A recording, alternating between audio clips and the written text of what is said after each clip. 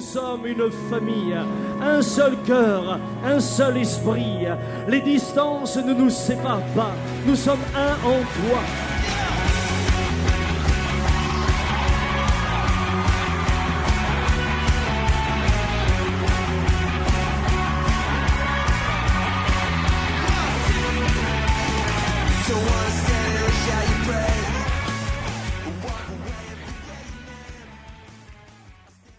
Gloire à Dieu.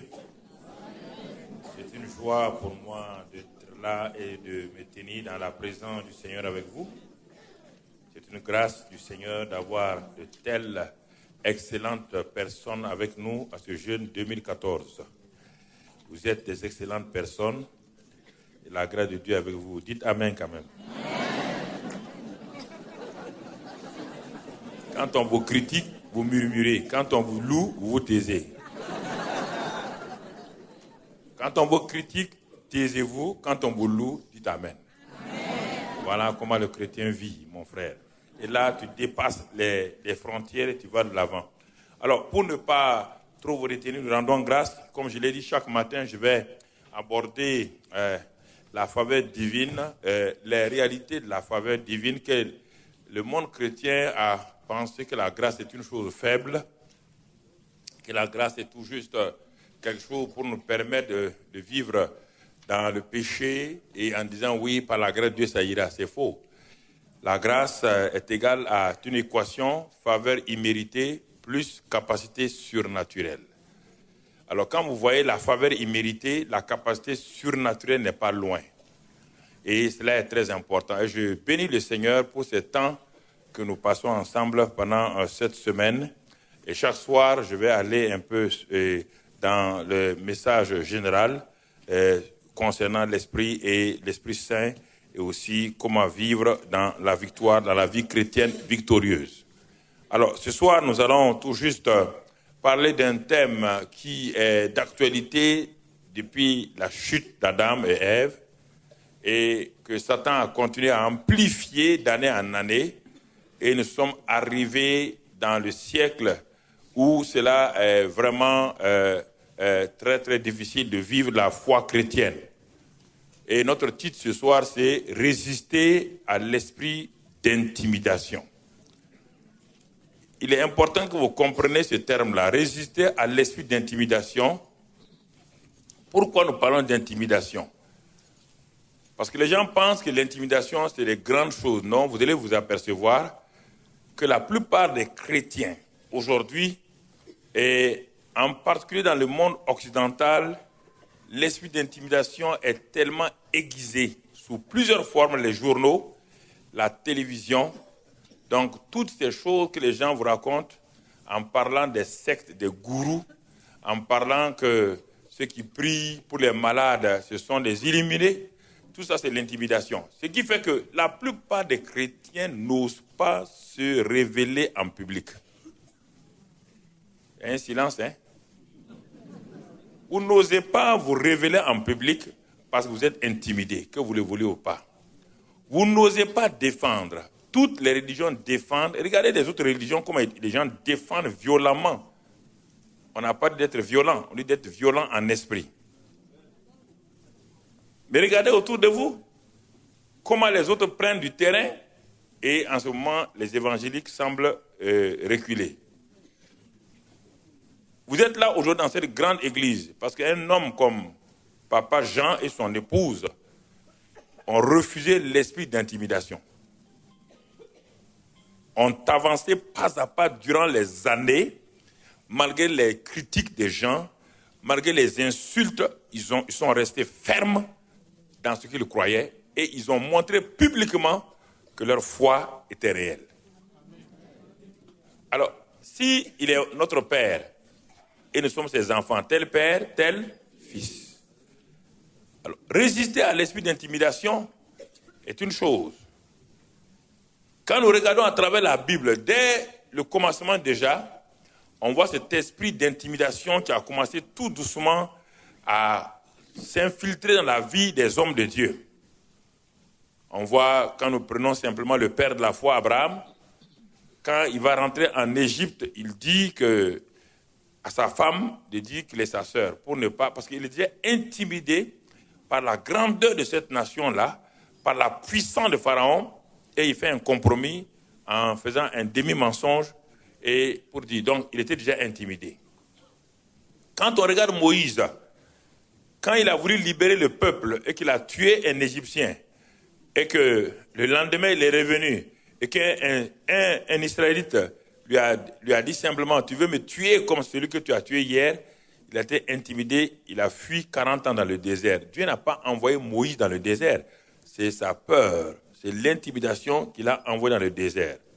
Et pour que Dieu le récupère, il a fallu que Dieu se manifeste dans un buisson ardent et que ce buisson brûle mais ne se détruit pas. Et Dieu a voulu dire que là où il y a sa présence dans un homme, le feu de la présence de Dieu peut brûler sans vous détruire. Alors vous pouvez avoir confiance que Dieu est avec vous. Regardez le jeune Gédéon. Il est tellement complexé, rempli d'amertume, de complexe d'infériorité, que Gédéon se posait la question si ce que les pères disaient des miracles de Moïse était une vérité. Parce que aujourd'hui, il est entouré par Amalek. Il n'arrive même pas à sortir de la ville. Ils sont maltraités, humiliés. Et quand Dieu a parlé à Gédéon, il était tellement culpabilisé, complexé, qu'il a dit à Dieu, mais Dieu l'appelle vaillant héros. Il dit non, je ne suis pas un vaillant héros. Tout cela, et la jeunesse chrétienne aujourd'hui a les mêmes problèmes. S'arrêter à l'université comme on le faisait avant, c'est difficile aux chrétiens aujourd'hui, à cause des moqueries, à cause de toutes ces choses-là. Et je remercie le Seigneur de ce que mon pasteur, dès que je me suis converti, la même semaine, il n'a pas laissé que je puisse avoir peur. Il m'a engagé dans l'évangélisation des rues, dans les marchés forains les samedis matins, dans les universités, dans les bus. Et on nous insultait, on nous ridiculisait, mais quand j'ai vu cet homme-là m'entraîner, je n'ai pas eu peur. La peur a quitté ma vie dès ici, la France. Et j'ai commencé à évangéliser dans les hôpitaux. Et j'allais derrière, il y avait un hôpital des cancéreux tout juste après l'université à Toulouse. Nous étions des jeunes croyants. Nous sommes allés devant, j'ai amené le premier converti que j'ai eu. Je lui ai dit de me suivre. Nous allons aller évangéliser. Nous sommes allés devant cet hôpital-là. Et ils nous ont ouvert la porte. Nous avons dit aux médecins que nous sommes venus pour prier pour les malades. C'était l'hôpital des cancéreux. Il y avait un sourire narquois. Ouais, ils nous ont regardé. Deux jeunes Africains. Ils sont trop naïfs.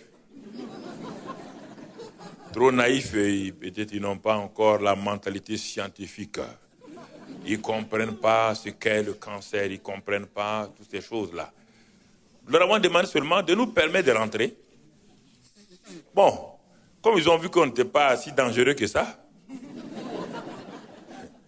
ils nous ont permis, nous sommes rentrés. Parce que, malgré le fait que nous soyons jeunes, nous croyons que Dieu était capable de faire des grands miracles. C'est ça que le pasteur nous avait dit. Nous sommes entrés et on nous a monté une grande salle. Ceux qui connaissent Toulouse, c'est tout juste après, du moins, l'Université des sciences sociales. Et après le pont suspendu, donc, alors, une grande salle où il y avait les cancéreux. On est allé de lit en lit pour prier pour les gens. Les gens étaient contents.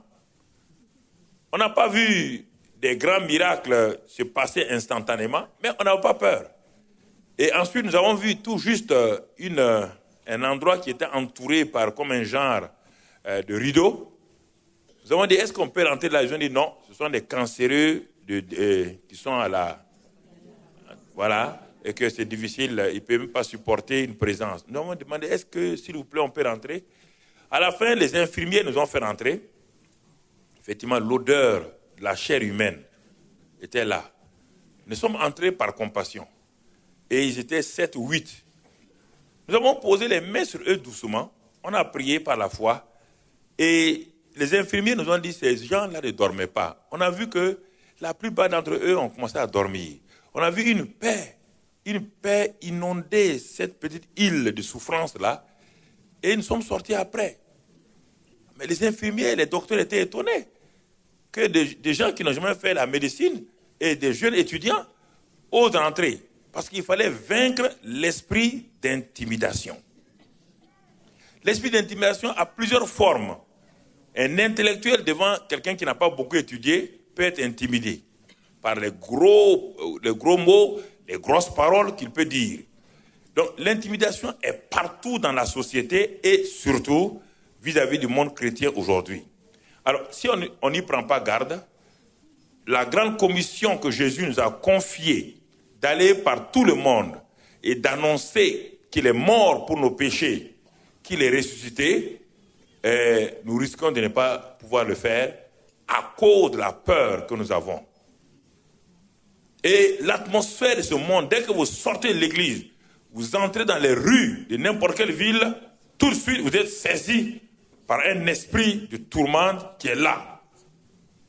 La première fois que j'ai mis les pieds en Inde, à New Delhi, et je suis allé ensuite à Madras, et dans le sud de l'Inde, un grand pays puissant, mais j'ai été saisi comme par une peur. En voyant les grands bâtiments avec les dieux, les idoles, avec tout cela, mais je me suis ressaisi et j'ai dit non, j'ai mis la plante de mes pieds ici, je crois que le Seigneur est avec moi et je n'ai pas besoin d'avoir peur, car celui qui est en moi est plus grand que celui qui est au dehors. Alors je commence à me parler à moi-même, je me parle. Si la foi vient de ce qu'on entend vient de la parole de Christ, la foi vient de mes propres paroles d'abord. Les propres paroles que j'annonce, je proclame, mes propres oreilles entendent cela et mon homme intérieur commence à croire à ce que je dis. Et quand je dis des paroles négatives, mes paroles négatives viennent dans mes propres oreilles et me rendent faible. Quand je dis je suis faible, mes oreilles captent cela et disent à mon corps, à mes nerfs, il a proclamé qu'il est faible, commencez à être faible. Et vous commencez à être faible. Alors, bien-aimés frères et sœurs, ce sont des choses simples qu'il faut bien saisir et comprendre. Alors, nous regardons ici un exemple. La raison principale de cet esprit d'intimidation-là, on va lire dans 2 Timothée 1, versets 5 et 6. 2 Timothée 1, versets 1 et 6. Versets 5 et 6 du moins. La Bible dit dans ce passage-là, c'est Paul qui écrit à Timothée. Il dit, je garde le souvenir de la foi sincère qui est en toi. Il est bon qu'on décrive la personne à qui on écrit la lettre. Nous avons vu ce matin Zacharie et Élisabeth, leur identité. Ce soir, je vous parle d'un jeune homme qui est entré dans le ministère. Mais on le décrit. On nous décrit, premièrement, l'aspect positif. Paul dit, il y a la foi sincère qui est en toi, et cette foi a habité dans ton aïeul Loïs et dans ta mère Eunice, et qui, j'en suis persuadé, habite aussi en toi. Donc, Paul dit à Timothée, la foi habite en toi. La foi habite en toi. Premier élément que Timothée possède et que nous possédons. Nous avons la foi. Romains 12, 3, que nous avons la mesure de foi que Dieu nous a donnée. Donc nous avons la foi. Je vais aller en nous identifiant à Timothée au fur et à mesure. Nous avons la foi.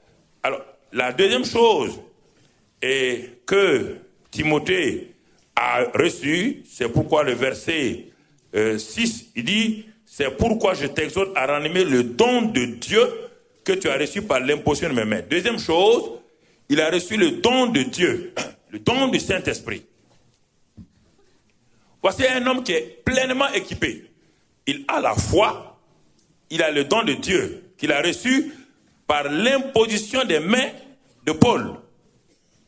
Il a reçu donc la plénitude du Saint-Esprit. Il a la foi et il a en même temps le don du Saint-Esprit. Ça, c'est l'élément positif. Regardons maintenant. Ce don-là sommeille en Timothée. Sommeille, dort. Il n'est pas utilisé. Alors que Dieu a dit dans 1 Corinthiens 12, qui il a donné par la bouche de Paul, il a donné à chacun un don pour l'utilité commune. Donc, Paul dit à Timothée, par l'imposition de mes mains, et dans 1 Timothée, il dit, le collège des anciens, non seulement tu as reçu le don, et tu as eu une prophétie. Il a la foi, il a le don du Saint-Esprit, mais on voit qu'il est inutile. Il est inutile pour le royaume des cieux, il est inutile pour les gens de son âge, il est inutile, il va à l'église, il est un bon chrétien. Mais quand on le regarde par rapport au royaume des cieux, on ne voit rien, on ne voit pas son impact dans le royaume des cieux et sur le monde qui l'environne. Je vous pose la question ce soir. Vous qui êtes ici et vous qui nous suivez partout sur Internet. Qu'avez-vous fait de la foi et du fameux don du Saint-Esprit que vous avez, que vous exprimez ici, dans cette salle-là, fermée allègrement, dont vous avez peur de montrer à l'extérieur dès que vous sortez que vous avez la foi et le don du Saint-Esprit. Pourquoi?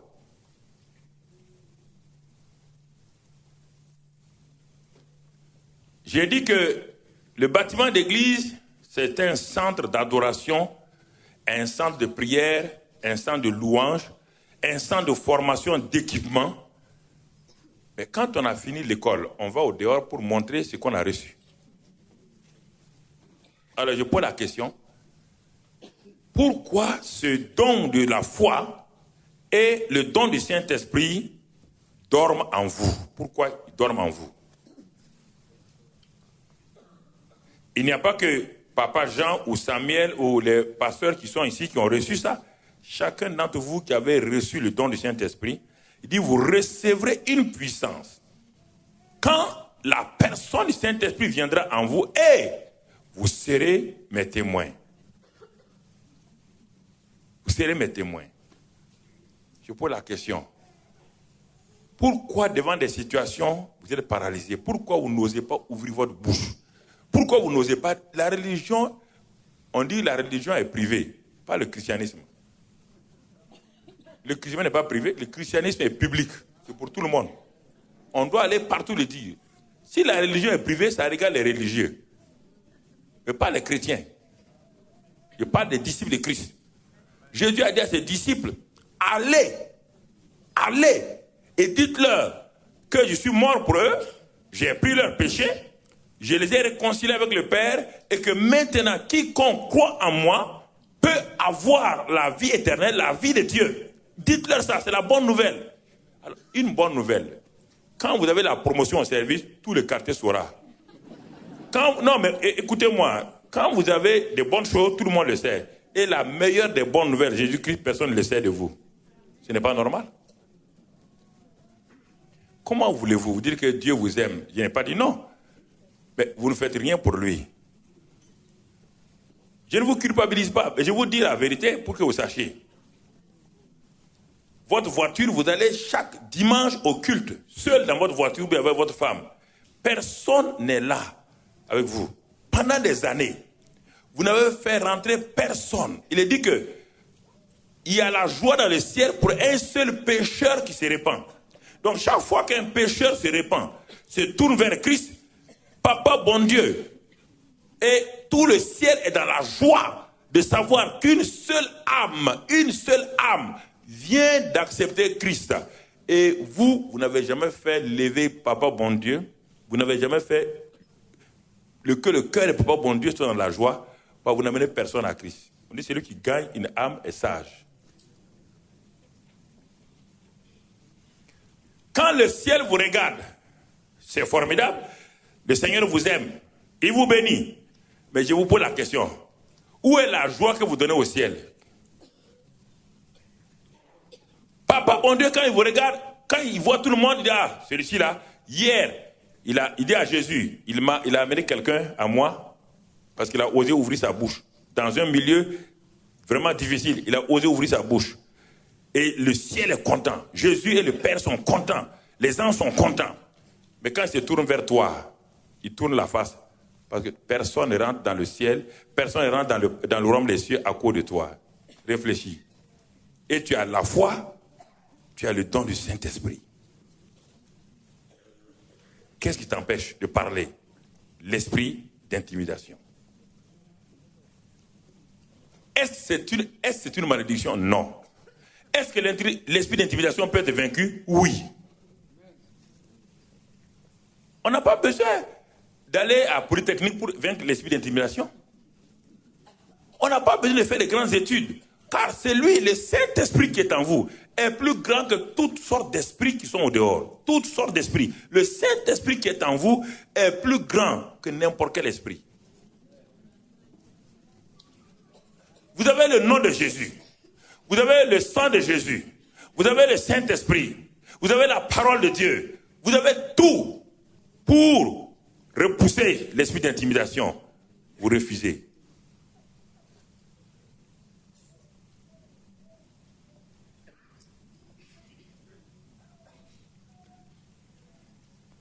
Une année, j'étais allé en Suisse.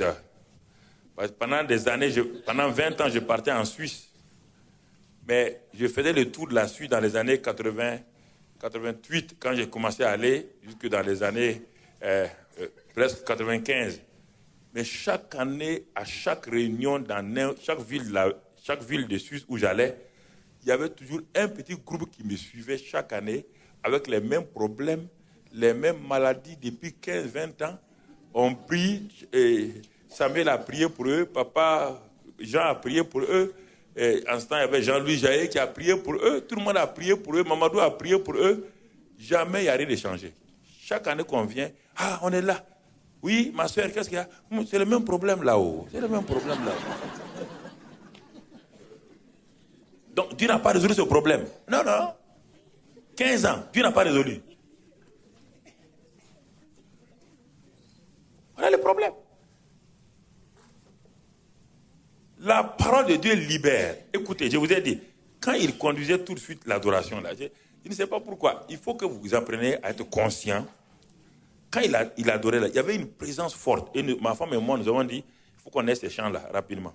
Il faut qu'on ait ces chants. Oui, on a dit, ces chants qu'il a chantés, il faut qu'on les ait. Parce que nous aimons, c'est ça. Et c'est dans ce temps-là que nous voyons la présence de Dieu se manifester. Parce que les chants là sont bibliques et ils sont bien, ils sont simples. Mais si vous les chantez en pensant à votre cocotte de minute, il n'y aura rien. Vous pensez que ce que vous allez manger le soir, il n'y aura rien. Soyez dans l'esprit d'adoration que celui qui vous dirige conduit. Soyez dans l'esprit d'adoration. Et vous allez voir, le Seigneur va commencer à vous toucher là où vous êtes simplement. La vie chrétienne n'est pas compliquée. Elle est complexe, mais pas compliquée.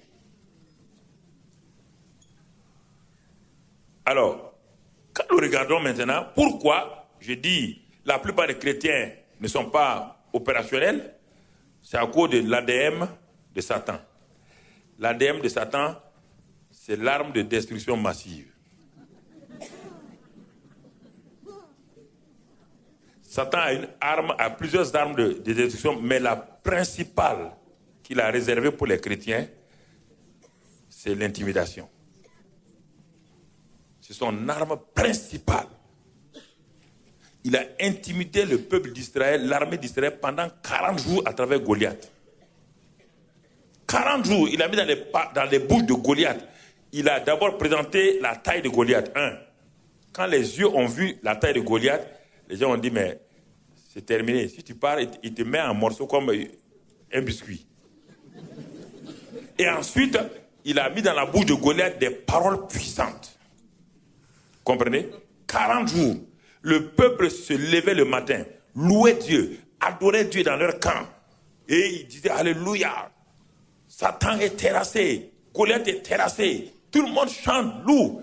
Quand ils arrivent sur le champ de bataille, Goliath sort avec emphase. Il fait exprès, il sort, et puis il dit, s'il y a un seul Israélite qui peut m'affronter, qu'il vienne. Et tout le monde dit, vous avez vu cet homme-là? Tout le monde commence à reculer. Pourquoi? L'esprit d'intimidation. se manifeste sous plusieurs formes. Sous plusieurs formes. Vous voulez faire quelque chose, votre propre mari va vous dire, ah, tu veux faire ça? Il va vous intimider. Même dans la famille, il y a des gens qui sont là pour vous intimider, qui sont des agents patentés de Satan pour vous intimider. Ils ont pris une patente avec Satan et ils font son commerce pour lui. Alors, regardons quelque chose de Timothée 1, verset 7 maintenant. L'élément négatif.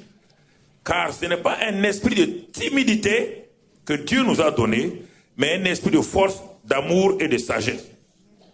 Alors, quand nous lisons ces choses-là, rapidement, Satan a mené certaines expressions bibliques dans un langage ordinaire. Et les chrétiens répètent ça, et parfois je suis étonné. Paul dit ici à Timothée, tu as reçu le don du Saint-Esprit. Mais quand je te regarde, tu fonctionnes avec un esprit de timidité. Il n'a pas dit la timidité. La timidité, ce n'est pas un élément de caractère. On te dit que la timidité est un esprit. Et vous jouez avec ça, vous dites non, moi je suis timide. Vous voulez donc dire que vous avez un esprit de timidité. Satan sait que tout ce qui est important, il faut qu'il le vulgarise. Quand il le vulgarise, ça rentre dans le langage ordinaire des gens, les gens ne font plus attention. On vous dit un esprit de timidité. Vous vous dites non, non, moi je suis timide. Vous savez, à l'école, je suis timide. Mais vous venez de vous dire par votre propre bouche que vous êtes animé par un esprit qui vous paralyse.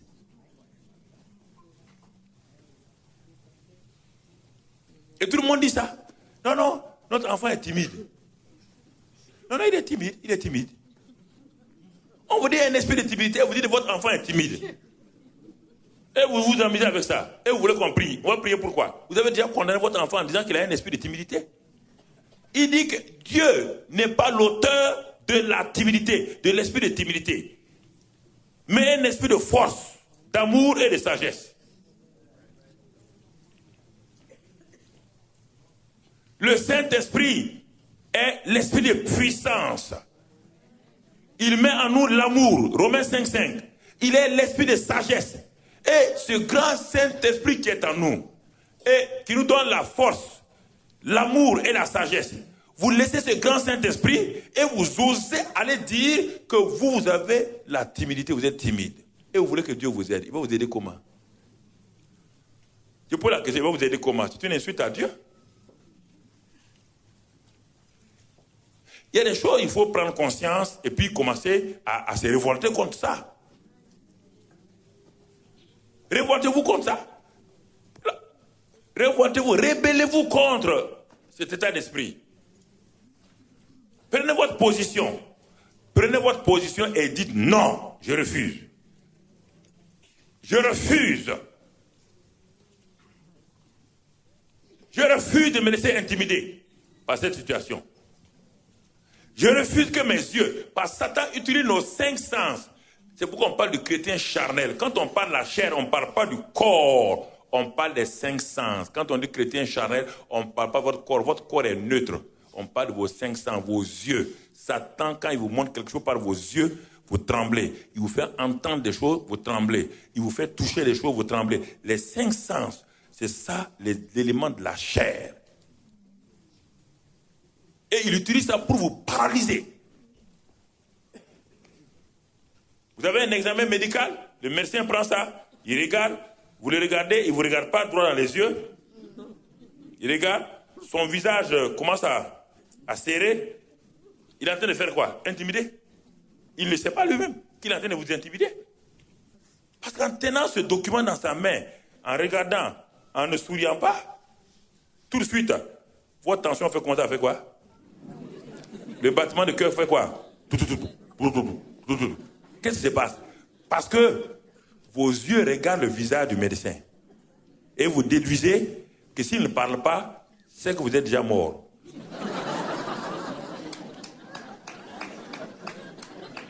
Et il y a certains médecins qui prennent plaisir à ça, qui entretiennent. Après, ils vont. Pas besoin. Quelqu'un qui est déjà malade, vous prenez tout cette. Faire quoi? Vous allez annoncer quoi? C'est formidable. Mais il faut faire attention. 2 malades sont entrés à l'hôpital quand nous étions au lycée. Le premier, c'était un mécanicien. Il n'a pas un niveau d'études élevé. Il avait ce qu'on appelait à l'époque la dysenterie amibienne. Il n'y avait pas encore les fameux antibiotiques de choses, donc il n'y avait pas tout ça. Donc, il était en train de perdre du sang à l'hôpital. Les médecins lui ont dit non. Le médecin qui venait tout le temps avec les infirmiers dit non, monsieur, l'hôpital, c'est un endroit... Vous êtes mécanicien? Il dit oui. Et quand on vous amène un véhicule, qu'est-ce que vous faites? Vous dites au propriétaire de ne pas s'en faire.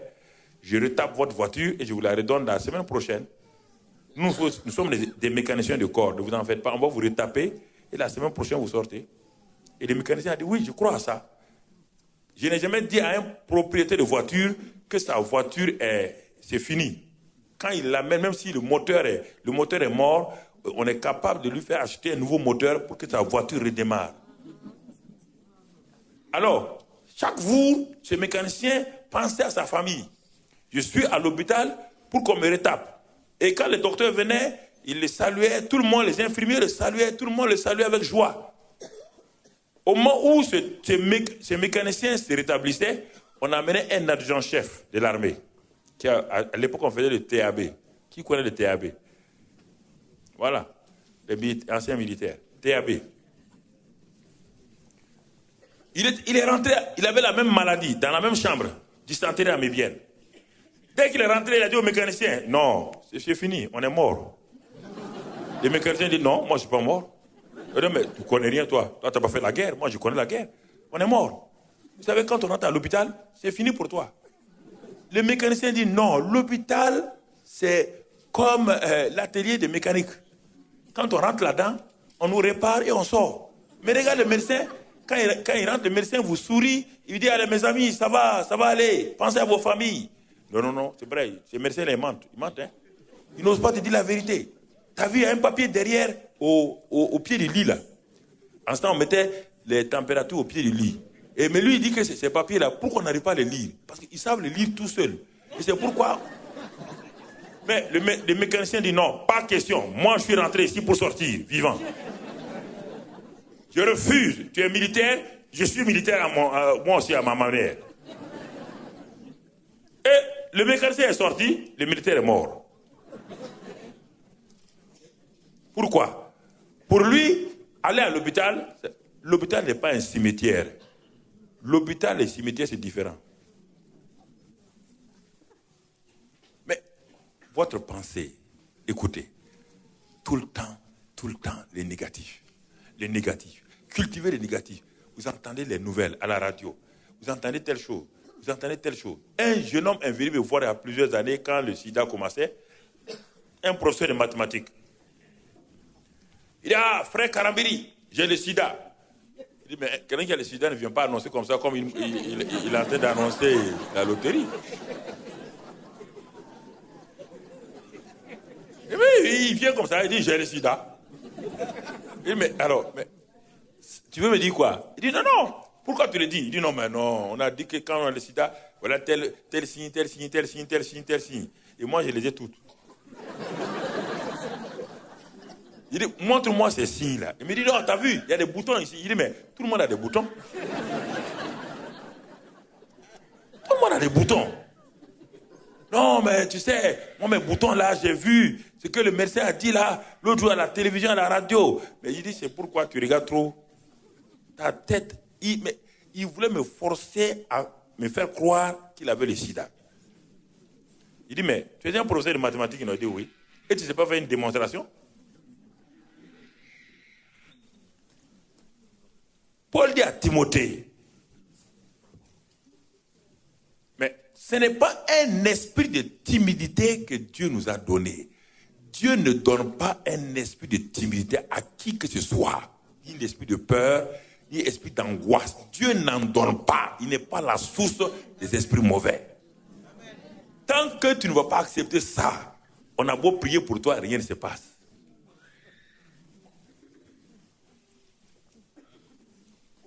Pourquoi tu es habité par l'esprit de mort, l'esprit de peur, l'esprit de mort, l'esprit de peur? Pourquoi? Parce que tu n'es pas imprégné de la parole de Dieu. Pourquoi entends-tu Satan plus que Dieu? Pourquoi connais-tu la voix de Satan plus que la voix de Dieu? La voix de Dieu est là devant toi. Exprime-la. Elle est sous forme écrite. Mets-la dans ta bouche et exprime-la pour toi-même.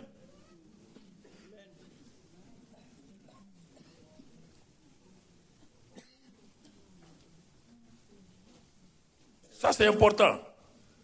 Le verset 8 dit, n'aie donc point honte du témoignage à rendre à notre Seigneur. Là où il y a l'esprit de timidité, la honte va suivre. La honte de témoigner va suivre. On a honte de témoigner. Il dit, l'esprit de timidité, ensuite, n'aie pas honte. C'est-à-dire que ne laisse pas la honte t'envahir. Là où il y a la timidité, quelqu'un qui est timide, il a toute la honte. Il a honte de parler. Il a honte de dire ce que Dieu a fait pour lui. Dieu guérit des gens ici dans l'église régulièrement. Mais rare, il y a plein de gens qui n'osent pas. Ils disent non, je suis timide. Mais tu es timide. Dieu t'a sauvé. Viens rendre témoignage. Dis à Dieu ce qu'il a fait. Non, j'ai honte. Vous voyez bien? Je suis timide. Deuxièmement, j'ai honte. Et ça, c'est important que nous comprenions. J'ai honte des moqueries. Les gens vont se moquer de moi. Les gens vont me dire que ce n'est pas vrai. Les médecins vont me dire qu'il n'y a pas de guérison divine, que je ne suis pas guéri. Les voisins ne croiront point à mon témoignage. J'ai un croyant, un voisin, très grand philosophe de faculté, il ne croira pas à mon témoignage. C'est ainsi que les chrétiens perdent leur guérison, ils perdent beaucoup de choses à cause de la honte de témoigner de ce que Dieu a fait dans leur vie. À cause de la honte, de la peur. Et ça, on le voit partout. Parce que les journalistes ridiculisent la foi. Ils parlent mal de ceux qui croient aujourd'hui. Mais vous ne savez pas qu'ils souffrent, c'est pourquoi j'en rencontre de tout genre. C'est la peur qui amène ces gens-là à vous dire que vous êtes fous. C'est la peur qui vous amène à leur dire que vous êtes des gourous. Et même ils sont des gourous. Comment peux-tu connaître un gourou si tu n'es pas gourou? Mais oui. Ils vous intimident. Vous ne pouvez pas vous exprimer. En classe, quelqu'un va lever la main pour parler des sorciers.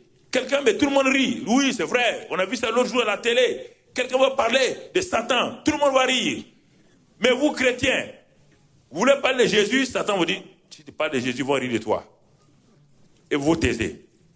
Tout le monde parle de Satan. Tout le monde applaudit. On parle des sorciers. Tout le monde. On parle des voyants. Tout le monde. Mais en ce temps, toi, tu es assis. Tu te fais tout petit et tu n'oses pas parler de Jésus. C'est terrible. Et tu viens à l'église maintenant, tu dis, il est bon, il est grand. Il dit, je ne suis pas bon, je ne peux pas dire grand. C'est au dehors que je suis grand. Ce n'est pas ici. Tout le monde peut dire que je suis grand ici. C'est facile, ça. C'est facile de dire ici que je suis grand. Dis-le face aux gens qui m'insultent. Dis-le face aux gens qui se moquent de moi. Prends position pour moi. Dis aux gens, je crois en Jésus.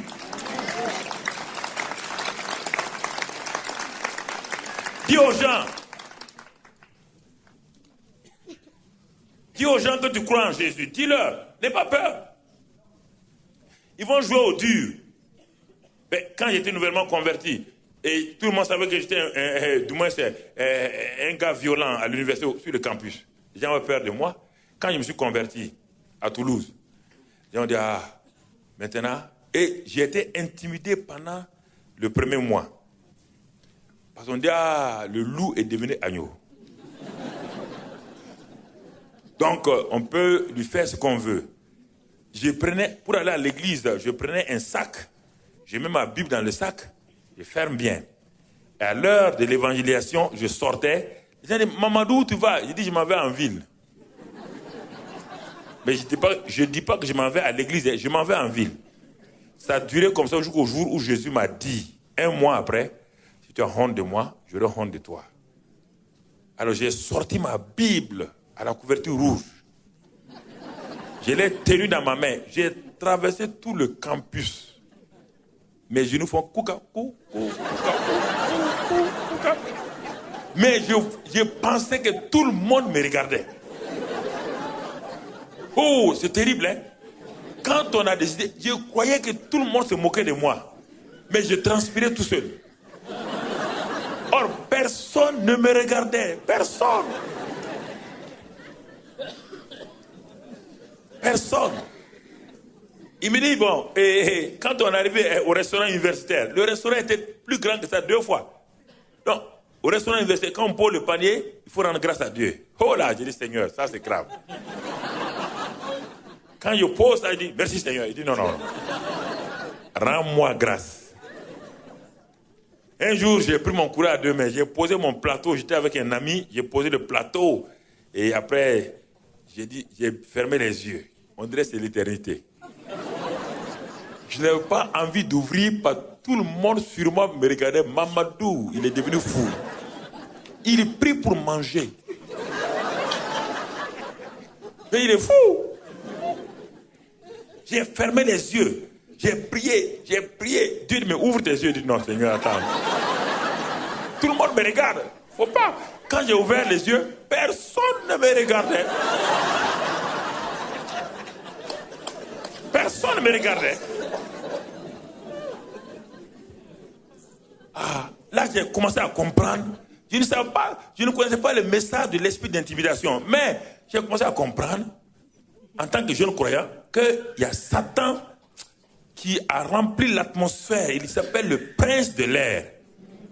Étant le prince de l'air, il a rempli l'atmosphère de peur, du candidaton, de beaucoup de choses. Ah, je dis, mais Seigneur. Et c'est là que j'ai eu le courage. J'ai commencé à aller vers les étudiants. Quand ils partaient vers eux, maintenant, c'est eux qui fuyaient. Ah, donc ça veut dire qu'il y a une réalité en moi. Je les poursuivis dans leur chambre. Je partais les trouver en train de pleurer. Il dit, mais je t'ai parlé de Christ, tu ne voulais pas. Il dit, mais tu sais, ma vie est gâchée. Il dit, mais Christ peut te... Et après ça, je partais à l'église avec 2 ou 3 étudiants. Français, des étudiants arabes, des Africains. Je les amenais. J'ai amené plus de 50 étudiants à l'église de Toulouse. Il y a eu comme un réveil parmi la jeunesse. Pourquoi?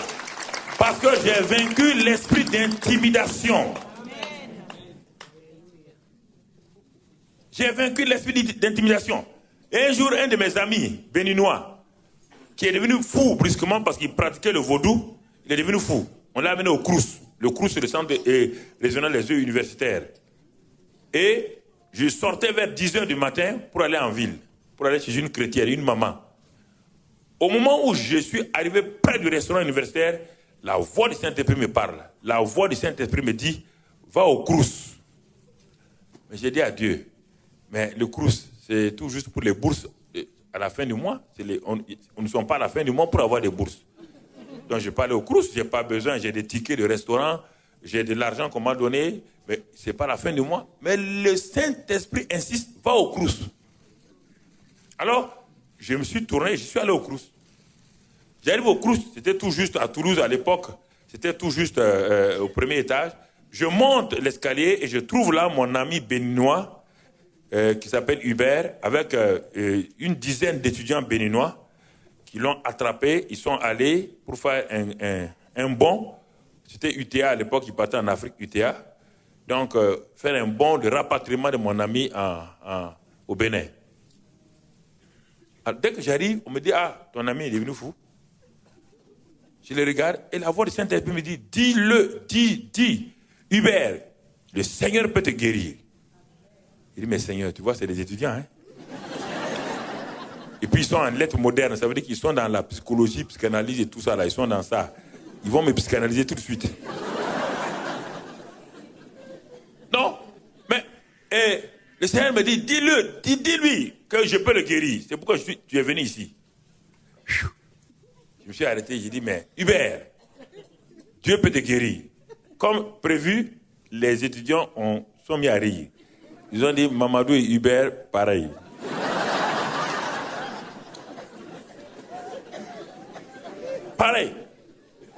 Il est devenu fou comme son ami.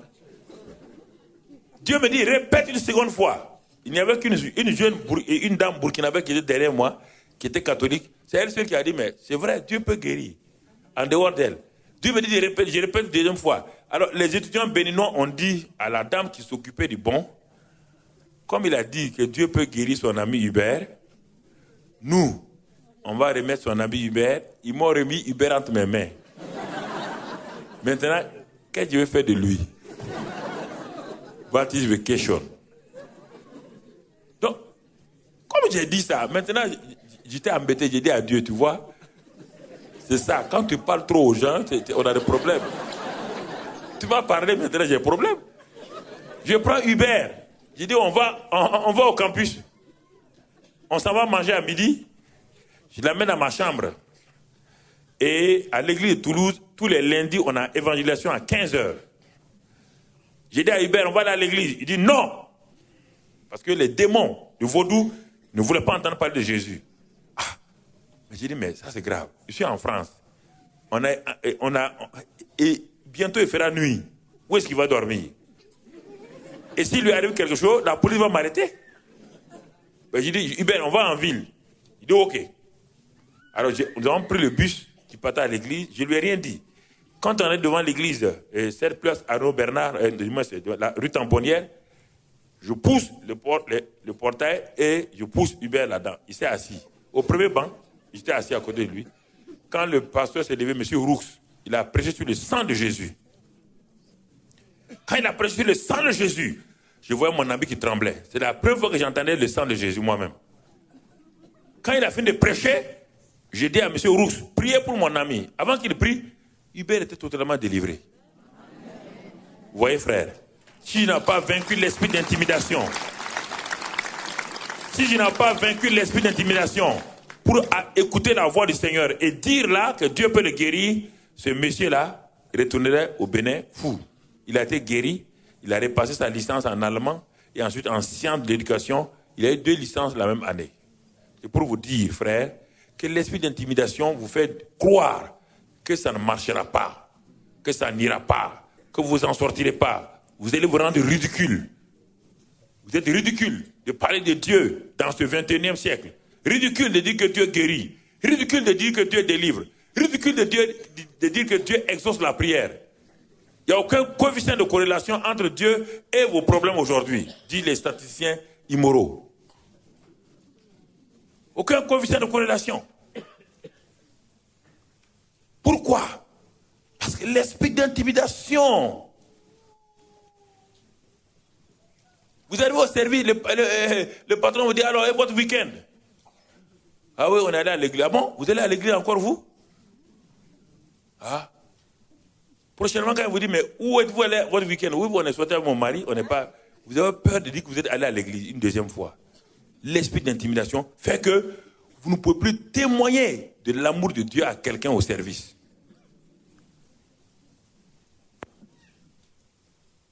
Je vais vous parler pour que, en sortant, parce qu'il ne s'agit pas de... Le jeûne qui est fait ici est très bien, mais vous devez retourner chez vous. Qu'allez-vous faire là-bas? Quand vous serez chez vous, qu'allez-vous faire? Vous pouvez perdre les bénéfices du jeûne ici en désobéissant à Dieu au dehors.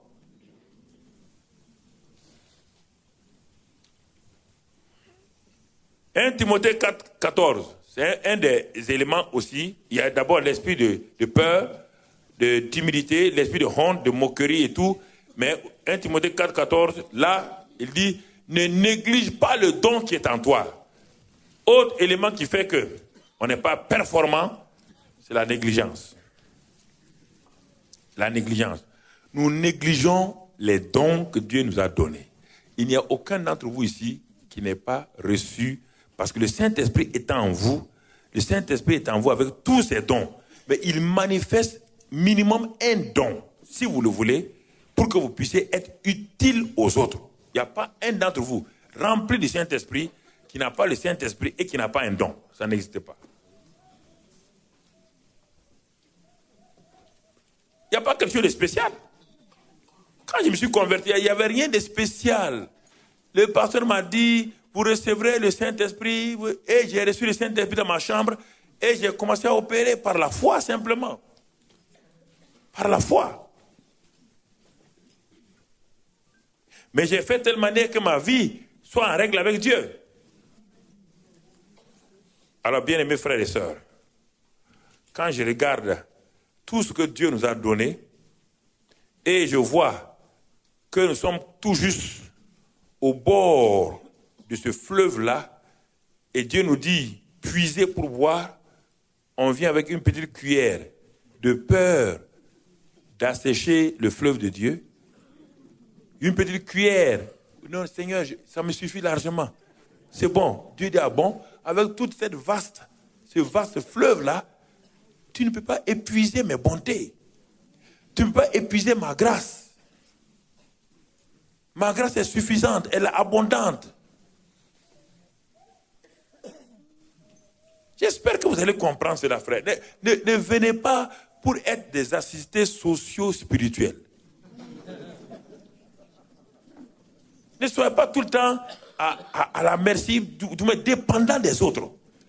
Le même Saint-Esprit est en moi, est en vous. Le Saint-Esprit qui est dans Papa Jean, dans Samuel, là, le même Saint-Esprit, la même qualité, la même personne est en vous. La même foi est en vous. Et ils l'ont développé.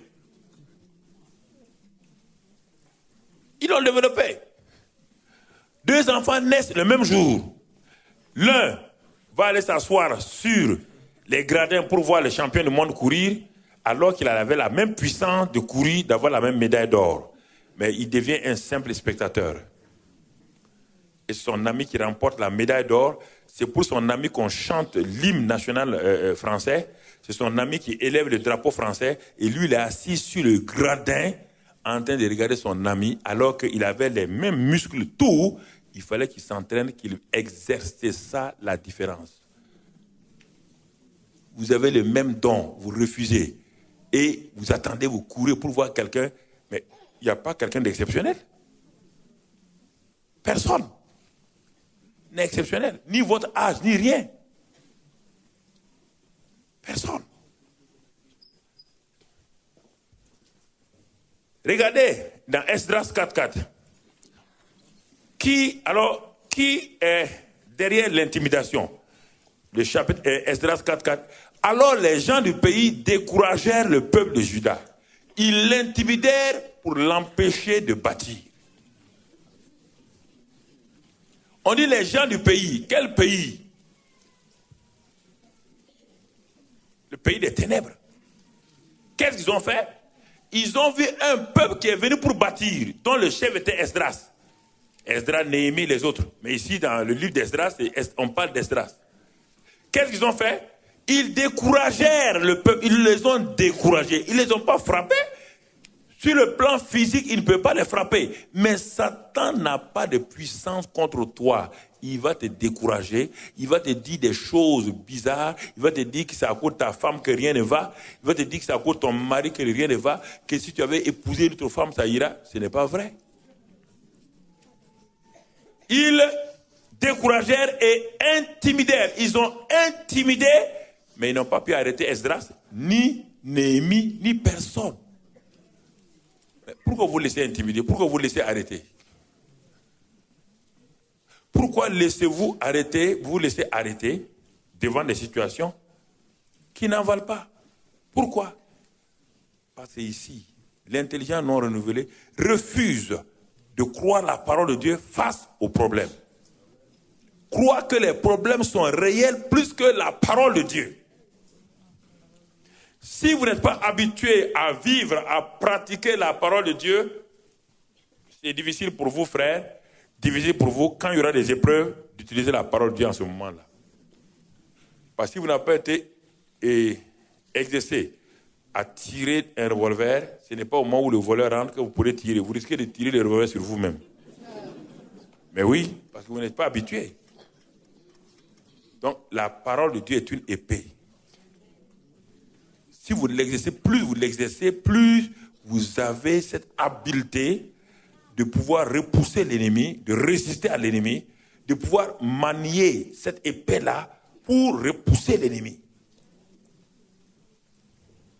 Et c'est pourquoi, bien-aimés frères et sœurs, il faut faire attention. à tout ce que nous lisons. Et nous devons avoir notre Bible près de nous régulièrement. Je n'en disconviens pas. La Bible, là, ce livre-là, c'est un vieux livre, mais il est d'actualité plus que tout. C'est le livre où toutes les solutions politiques, économiques et tout se trouvent là. Mais combien de gens savent? Satan sait que son royaume serait en péril si les chefs d'État, si les chefs de gouvernement s'appuyaient sur ça. Son régime serait en péril. Il a inventé d'autres livres pour les mettre entre les mains des gens. Il a inventé Le Prince de Machiavel. Il a levé le livre de Karl Marx, Le Combat, mon corps. Il a levé toutes sortes de livres qui sont des livres populaires, best-sellers, qui semblent répondre aux gens rapidement. Et il a dit, ce livre-là est vieux. Il est dépassé. C'est le livre d'un peuple qu'on appelle des Juifs. Et les gens sont tombés dans ce piège-là. Ils vont aller lire des livres sur des hommes qui n'ont jamais impacté leur génération que de façon artificielle. Et ils laissent le livre qui change, transforme les vies des gens, où il y a la parole de vie, la parole de grâce. Ils laissent ça. Comment voulez-vous avancer, frères et sœurs? On ne devient pas capitaine d'armée en un seul jour. Non. Il faut s'exercer. Il faut aller à l'école. Il faut sortir, s'exercer. On va vous donner sous-lieutenant et vous montez de grade. Si nous ne voulons pas payer ce prix-là, l'esprit d'intimidation sera toujours contre nous et il va nous créer des problèmes. Il va nous créer des difficultés parce que, frère, j'ai voulu que ce soir-là, nous nous arrêtons là parce que demain, je vais mettre un peu plus de choses, mais je voudrais qu'on s'arrête là, faire le point. Ça ne sert à rien de donner des grands messages qui passent au-dessus de la tête des gens. Ça ne sert à rien. Ça va faire bien à la chair, ça va faire bien, mais quand les gens vont se lever, rien n'ira. Regardez un grand homme comme Élie, regardez, il a osé aller parce qu'il avait l'onction de Dieu sur lui. Et il savait que Akab était un roi déchu, un roi rétrograde. Il savait que les 850 prophètes, les prophètes de Baal et d'Astarté, avaient une onction, et il savait que l'onction que lui avait était supérieure à celle d'Akab et à celle des 850 prophètes. Il a osé aller les affronter sur la montagne. Et il est allé seul. Il dit, je suis resté seul parmi les prophètes de Dieu. Pourquoi? Parce que Élie avait passé du temps au moment où Akab est monté sur le trône et qu'il a marié Jézabel et que un de ses habitants a osé construire Jéricho au mépris donc de la vie de son fils. Le pays était tenu en esclavage par les prophètes de Baal et d'Astarté. Dieu cherchait des gens. Vous allez me dire qu'il y avait 6000 personnes en Israël. Dieu a parlé, c'est Dieu qui les a révélés, c'est pas quelqu'un qui les a révélés. Ces 6000 personnes-là n'ont jamais plié genoux devant Baal. Mais ces 6000 personnes-là étaient inutiles, 7000-là étaient inutiles pour le peuple. Ils étaient là, 7000, ils priaient. Mais, regardez bien, rien n'a changé. Rien. Parce que Dieu leur a parlé. Si 7000 personnes n'ont pas plié genoux devant Baal, et 7000 personnes sont en train de prier, sûrement et certainement Dieu leur a parlé. Mais aucun n'a osé sortir, aller affronter Akab ni les prophètes de Baal. Aucun n'a osé le faire. Alors on nous montre un seul habitant, Élie le Tishbite. On ne dit pas un prophète, un habitant de Galade. On dit Élie le Tishbite. Un habitant, il va devenir prophète, mais il n'était pas prophète. Qui a accepté, qui a cru la parole de Dieu et qui a décidé d'aller dans la présence de Dieu, de rester là jusqu'à ce qu'il sache qu'est-ce qu'il y a dans le cœur de Dieu pour son peuple au temps T. Vous ne pouvez pas être utile dans ce monde-là si vous ne prenez pas, vous ne passez pas du temps dans la présence de Dieu. Si vous êtes trop occupé pour écouter Dieu, au moment où Dieu va vous donner les secrets, il ne vous prendra pas pour vous parler. Le pays est en péril. Il y a toutes sortes de décisions qu'on prend.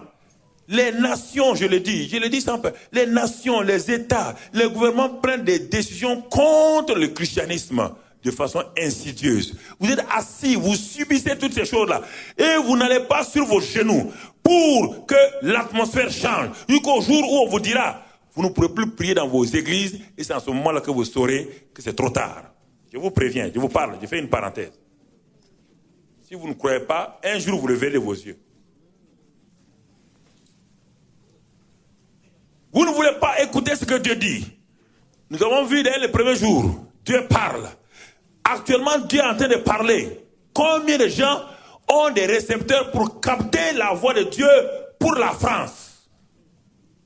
Combien? Les politiciens ont une destinée politique pour la France. Les économies françaises ont une destinée économique pour la France. Quelle est la destinée que le peuple de Dieu veut donner à la France?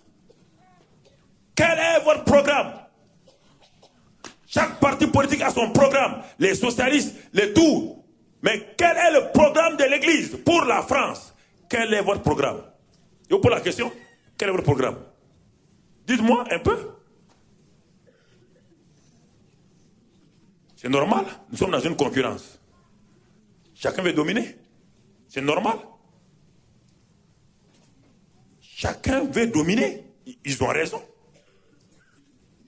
Au temps d'Élie, ils ont importé les Baals. Akab a importé les Baals. Je les appelle à amener les Astartés. Ça, c'est les dieux féminins, les idoles féminines. Les Baals, c'est les idoles masculins. Ils ont amené. Ils ont pris le pays en otage. Le pays de Dieu. Le pays de Dieu est pris en otage par des faux prophètes qui font subir au peuple. Le peuple a peur de s'exprimer. Le peuple a peur de dire que ça ne va pas. Mais tout le monde subit, tout le monde est silencieux. Il y a un homme appelé Élie qui a dit, Seigneur, ça ne peut pas continuer comme cela. Je viens devant toi. Je ne sortirai d'ici tant que je n'ai pas entendu ton programme pour cette nation-là. Tu ne l'as pas créé pour rien. Chaque nation est créée avec une destinée. Quelle est la destinée? Est-ce que tu as fini? Est-ce que ce que tu as dit à Abraham est fini? Dieu dit non. Est-ce que ce que tu as dit à Isaac est fini? Dieu dit non. Est-ce que ce que tu as dit à Jacob c'est fini? Dieu dit non. Il dit mais pourquoi? Il dit mais vous n'avez pas continué. J'ai toujours cherché un homme qui se tienne à la brèche pour que je lui parle.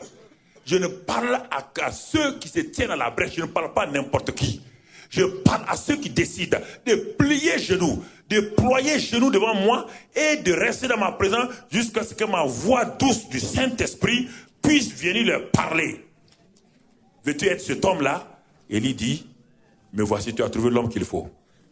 Et la Bible dit dans la version d'Arby que Élie s'est tenu dans la présence de Dieu jusqu'à ce que la voix de Dieu vienne.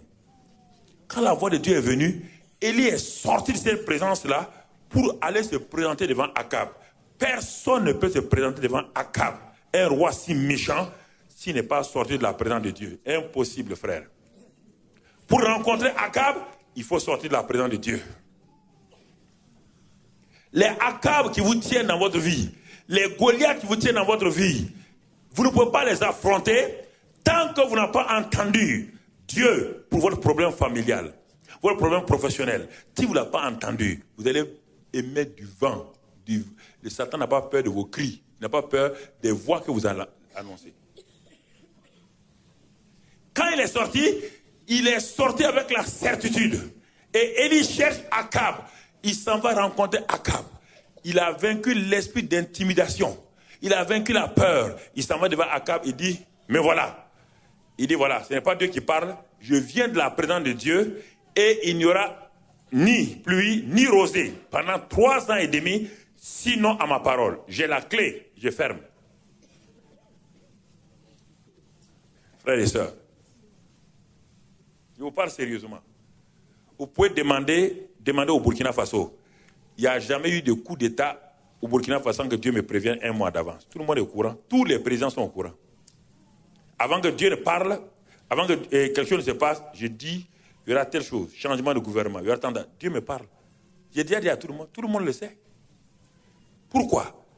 Dieu m'a mis au Burkina, je suis une sentinelle du Burkina.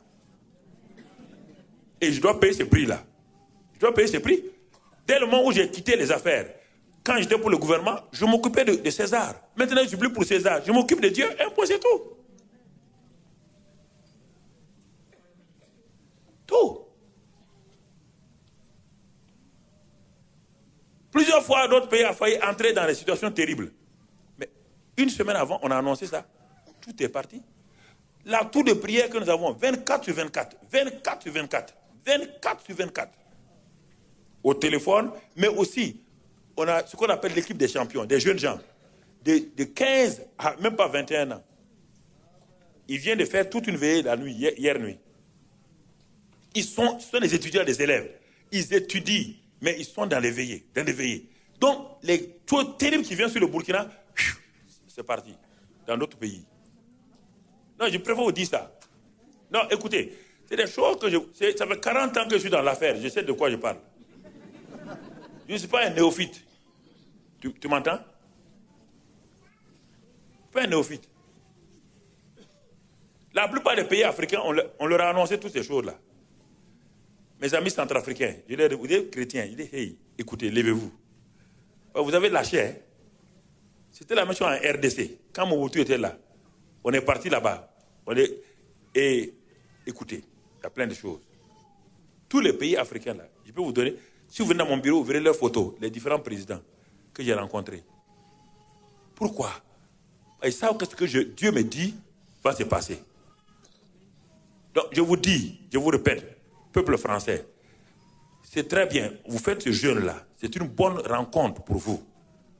Mais quand vous partez, qu'est-ce que vous faites à la maison?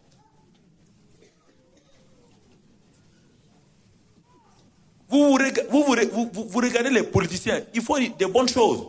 Mais il y a un esprit qui est derrière. Quand vous le voulez ou pas, même malgré leur bonne volonté, ils ne peuvent pas contrôler. Mais c'est vous qui purifiez l'atmosphère. C'est vous qui criez pour que Dieu fasse ceci ou cela. C'est vous qui pouvez diriger la nation indirectement par vos prières et ce que vous faites. C'est ça qu'Élie a fait. Il n'a dit pas question à Akab. Et il est parti. 3 ans et demi, Dieu lui dit, retourne pour ouvrir le ciel. Il est reparti, il a confrontation avec les prophètes de Baal et d'Astarté. Il n'a pas eu peur. Mais le peuple tremblait. Il a dit, peuple, si l'Éternel est Dieu, venez de mon côté.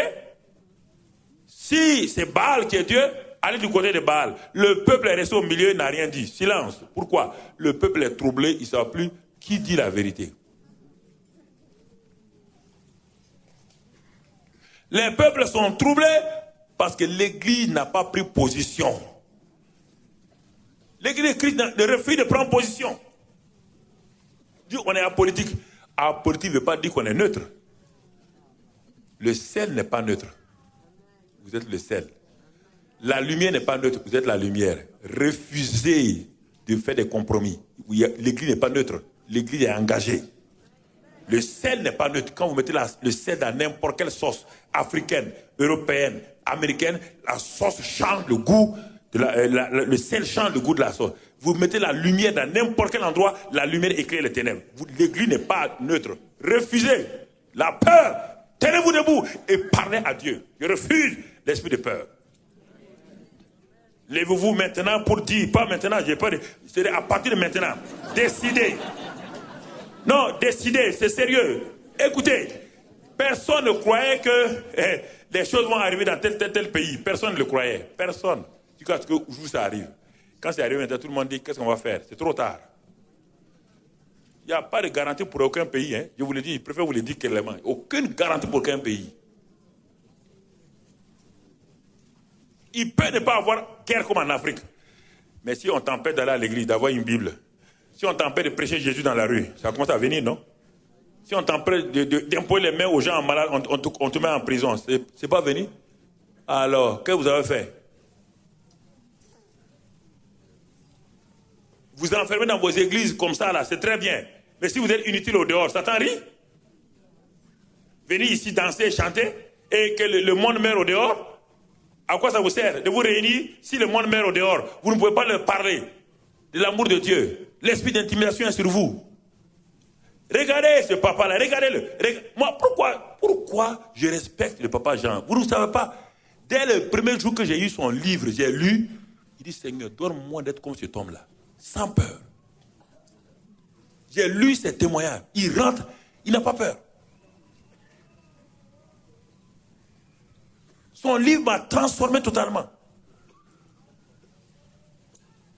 Et vous êtes à côté de lui. Vous êtes à côté de lui. Vous le saluez, Papa Jean, Papa Jean. Non, allez-y faire comme Papa Jean. Allez-y faire. Non, c'est vrai. Frère, je vais vous parler. C'est l'amour, hein, mais en même temps, j'ai peur parce que, et j'ai pas peur négativement. Mais je vais vous dire qu'il y a quelque chose qui ne va pas. Donc, on termine par là. Je vais terminer en disant que la solution, Dieu a dit à Timothée donc, la solution, il y a 3 verbes que Dieu va utiliser. Première solution, il dit à 2 Timothée 1,6, il dit ranim. Ranim, le don. Ra, préfixe.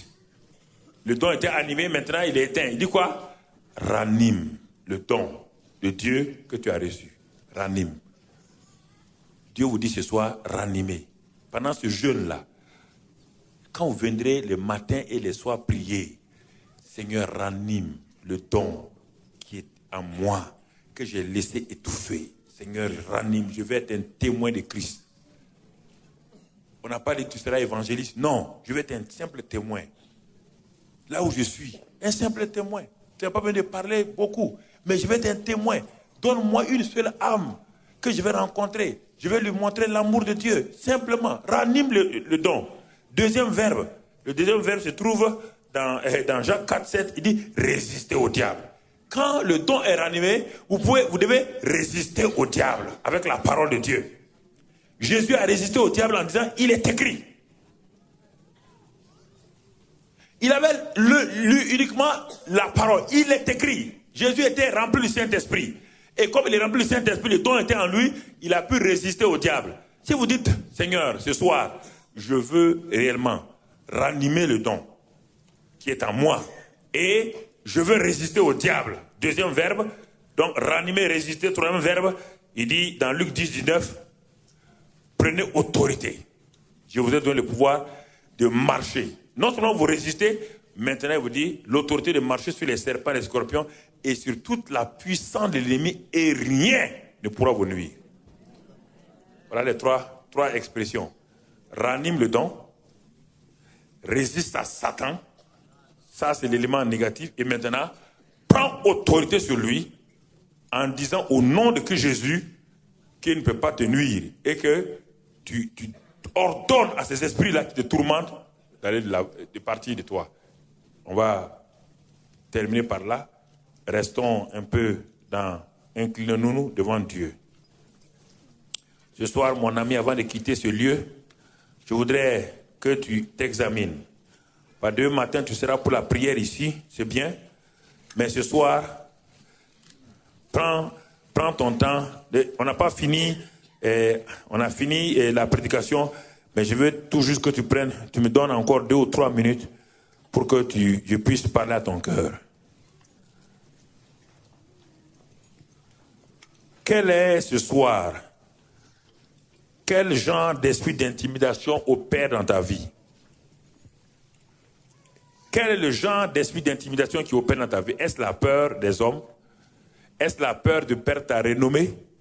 Est-ce la peur qu'on te traite d'éliminer? La peur qu'on te dise ceci, la peur qu'on te dise cela, la peur qu'on te dise cela, sois honnête avec moi. Si c'est ça, tu lèves ta main là où tu es. Tu lèves ta main là où tu es simplement. La peur que les gens...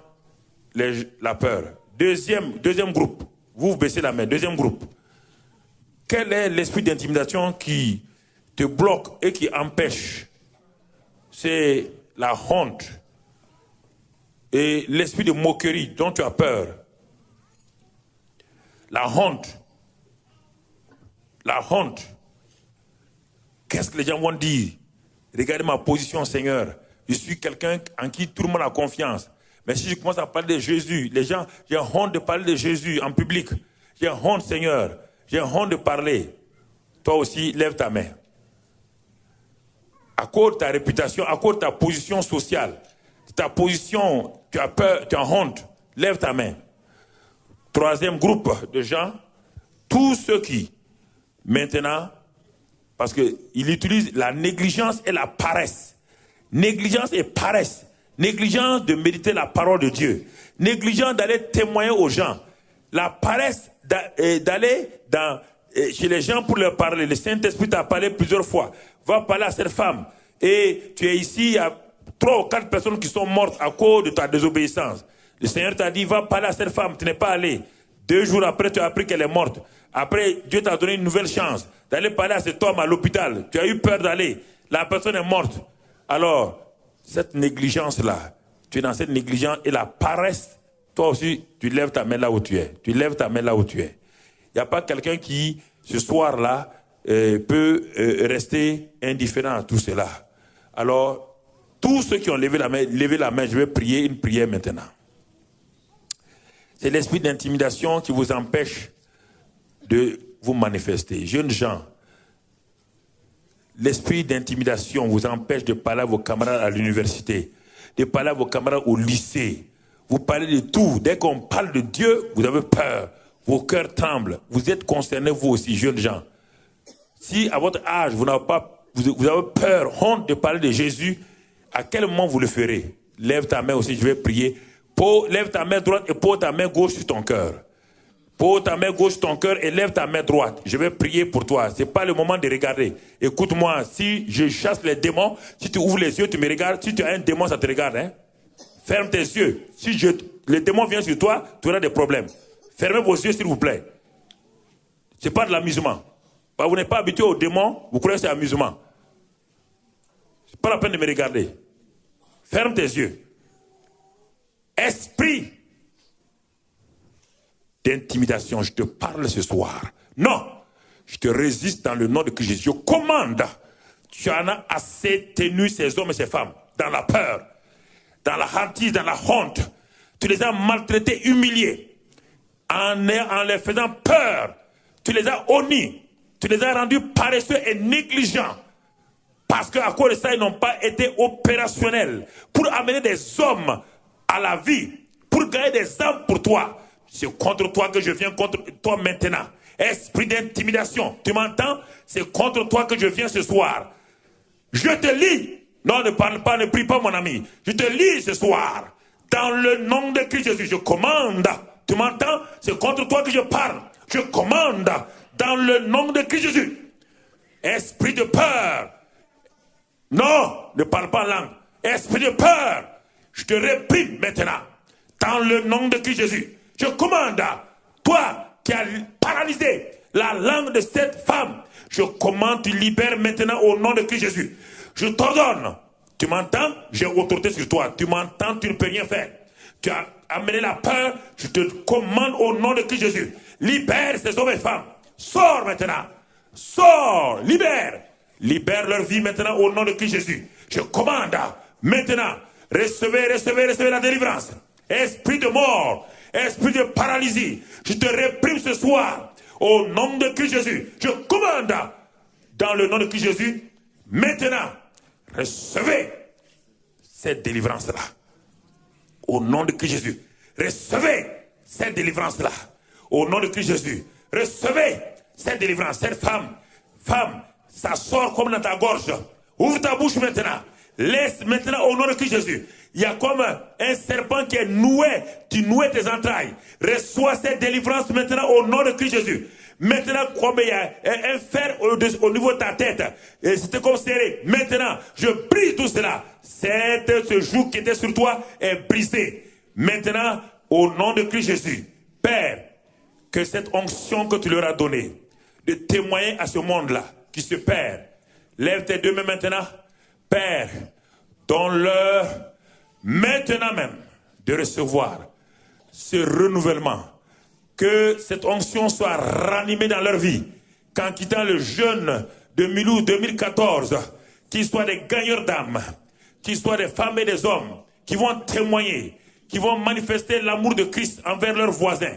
Père, je te remercie ce soir parce que tu l'as fait. Je crois, certains n'ont rien senti, mais ils ne savent pas que c'est la réalité. Maintenant, ils ont reçu. Repartez avec cette grâce-là, que la présence et l'onction de Dieu vous accompagne et vous donne d'être des témoins de Christ et que la gloire de Christ soit manifestée. C'est au nom de Jésus que nous avons prié. Le peuple dit Amen. Amen. Et vous acclamez le Seigneur. Amen.